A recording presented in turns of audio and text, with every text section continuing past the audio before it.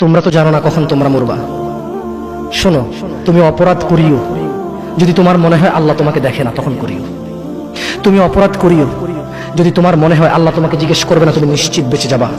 তুমি অপরাধ করিও যদি তোমার মনে হয় যে আল্লাহ তোমার জন্য জাহান্নাম নির্ধারণ করবে, আর তুমি আল্লাহকে বলবা আল্লাহ আপনি বললেই হবে না আমি জাহান্নামে যাবো।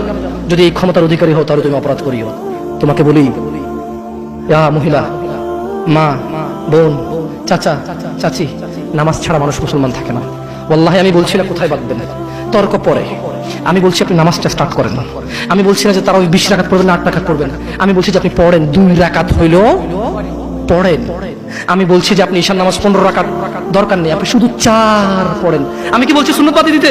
আমি বলছি যে তুমি পড়ছো না, শোনো, ভয় পেও না, ঈশান নামাজ 15 রাকাত তোমার উপরে ফরজ নয়। আমি তোমাকে না করছি না 15 রাকাত পড়তে। আমি বলছি যে তুমি নামাজই পড়ো না, 4 পড়ো। এই 4 রাকাত ঈশা না পড়লে তুমি মুসলিম নও। 3 রাকাত মাগরিব না পড়লে তুমি মুসলিম নও। 4 রাকাত আসর না পড়লে তুমি মুসলিম নও। দেখো আমাকে দোষ দিও না, বুখারী খোলো, সালাত অধ্যায়ে যাও, আযান অধ্যায়ে যাও। আল্লাহর নবী বলেছে তারা ওরা কাফির, ওরা মুশরিক, ওদের আর আমি মুহাম্মদুর রাসূলুল্লাহ সাল্লাল্লাহু আলাইহি ওয়াসাল্লামের উম্মতের মধ্যে পার্থক্য হচ্ছে নামাজ। ও সাহাবা, ও উম্মত, তুমি চিনবা মুহাম্মদের উম্মতকে সাল্লাল্লাহু আলাইহি ওয়াসাল্লাম। ও আমার উম্মত, তুমি কি আমার উম্মতকে চিনতে চাও? শোনো, তারা যারা আমার উম্মত না, আর এরা যারা আমার উম্মত, ওটা আমার উম্মত যারা নামাজ পড়ে না আমার উম্মত। তুমি আল্লাহর নবীর উম্মত ছাড়া কিভাবে মুসলমান হবা? তোমাকে আমি বলি নামাজটা ছাড়িও না প্লিজ। তুমি যে যে অপরাধে লিপ্ত আছো ছেড়ে দাও, চেষ্টা করো, কিন্তু নামাজটাকে তুমি এখন থেকে করবা। তোমার ফজর মিস হওয়া চাই না। তুমি যদি সারা জীবন নামাজ না পড়ো আমার যায় আসে না।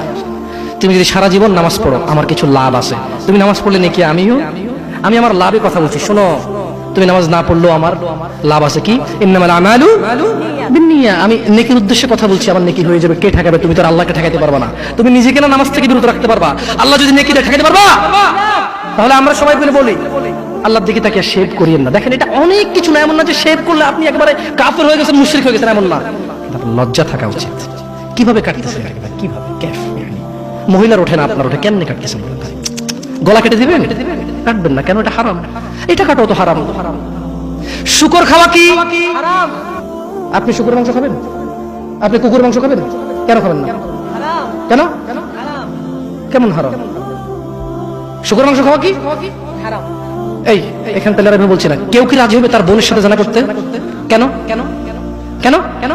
তো নামাজ না পড়া কি? শুকরের মাংস খাচ্ছ না হারাম দেখে নামাজ ছেড়ে দিচ্ছ, তো চতুর্থ হারাম। তার মানে তোমার যদি স্বাদ লাগতো, তোমার বাপ মা যদি শুকরের মাংস খেতে, তুমিও খাইতা, হারাম আর বাস্তা। তোমার বাপ নামাজ পড়ে না যুবক, তাই তুমি নামাজ পড়ো না। তোমার বাপে ভাত খায় তাই তুমি ভাত খাও। পাকিস্তানের রুটি খায় তাই ওরা রুটি খায়। চাইনিজরা এইভাবে লাঠি দিয়ে খায়, ওরা লাঠি দিয়ে খায়। শোনো, তুমি বলতে চাচ্ছ তুমি শুকর খাও না কারণ এটা হারাম, তুমি মিথ্যুক। তুমি একটা চরম মিথ্যাবাদী, ধোঁকাবাজ। তুমি বলছো তুমি শুকর খাও না, এটা হারাম না? তো তাহলে তুমি নামাজ না পড়াও তো হারাম, তুমি কেমনে ছেড়ে দিচ্ছ? এই যুবক, তোমাকে যদি বলে ন্যাংটা হয়ে হাঁটো, হাঁটবা? কেন? কেন? কেন? ন্যাংটা হয়ে কেন হাঁটবা না? কি নোংরা কাজ? নামাজ পড়ো না, তোমার শরম লাগে না? শুকরের মদ কি রাস্তায় হেঁটে মদ খেতে পারবে? কার সাহস আছে? এখানে সাহসের অভাব নেই। বাপরে বাপ, এই কথা বলে আবার কারো সাহস জায়গা দিতে চাই না। তবে অনেকেই চাইবে না। অনেকেই কেন? শরম। কেন? কারণ কেউ যদি রাস্তা দিয়ে হেঁটে হেঁটে মদ খায়, ওর সাথে কেউ মেয়ে বিয়ে দিবে? কেউ? আপনি রাজি হবেন রাস্তায় ভাবে মদের বটল নিয়ে হাতে হাতে মদ খায়, এর কাছে মেয়ে বিয়ে দিবেন? কেন? এটা নির্লজ্জ লোক, মদ হেঁটে হেঁটে খায় ওপেনে। এই ছেলেটাই কিন্তু ওপেনে নামাজ পড়ে না, আপনি মেয়ে বিয়ে দিচ্ছেন। আপনি নাকি ধার্মিক, চিটিং মেশিন। আমি আপনাকে বদনাম করতে আসি না, কিন্তু আপনি মিথ্যুক, এটা বুঝে নেন। তো আচ্ছা, আপনাকে মিথ্যুক বলার পর আমার কতটুকু লাভ হলো? 2-4 লাখ টাকা যাবে ঢুকেছে, ঠিক না? আমেরিকা থেকে আসতেছে না। আমি আপনাকে মিথ্যুক বলে লাভ না, আমি আপনাকে মিথ্যুক বলতে আসি নাই। তবে আমি আপনাকে বলি আল্লাহ ক্ষমাকারী, ঠিক আছে? আপনি সত্য দাবিদার হবেন। একটা ছেলে প্রকাশ্যে মদ খেলে আপনি তার সাথে মেয়ে বিয়ে দেন না। একটা ছেলে প্রকাশ্যে নামাজ আদায় করে না। আল্লাহর কসম, এই পৃথিবীতে যত মদ আছে সবাই যদি একজনে খেয়ে ফেলে, সে কাফের হবে না। কি হবে না? কিন্তু এক ওয়াক্ত নামাজ ছেড়ে দিলে কাফের। ঠিক? আপনার কাছে মদ খাওয়াটা আমি কি মদ খাওয়াকে ছোট করে দেখতেছি তার মানে না? এখন কিছু লোক বলে জামশেদ ভাই বলছেন নামাজ না পড়া অনেক বড় অপরাধ, আরে মদ খা তুই পুরো পৃথিবীর সব খেলা কিছু নয়। আমি মনে হয় এটা বুঝছি, ঠিক না? না এরকম বুঝে ভাই, বুঝে এরকম অনেকে আছে বুঝে, এটা বুঝিয়েন না, আমি উদাহরণ দিয়েছি। শরম করুন। আপনি বাপের সামনে সিগারেট খেতে লজ্জা করে, বাপের সামনে বেনামাজি থাকতে লজ্জা করে না। আপনারা আপনার স্ত্রীদের সাথে যে ঘুমান, ছেলে সন্তানের সামনে ঘুমান, লজ্জা করে, কিন্তু ছেলের সামনে বেনামাজি থাকেন লজ্জা করে না। আপনি বুঝেন এই পৃথিবীতে লা ইলাহা ইল্লাল্লাহ বলার পরে, লা ইলাহা ইল্লাল্লাহ বলার পরে, ওয়া আন্না মুহাম্মাদুর রাসূলুল্লাহ বলার পরে শিরক, আল্লাহর সাথে অংশীদারিত্ব হচ্ছে সবচেয়ে বড় অপরাধ। ঠিক আছে? এরপর কাজ হচ্ছে সালাত, এরপর কাজ কি? নামাজ, এরপর কাজ কি?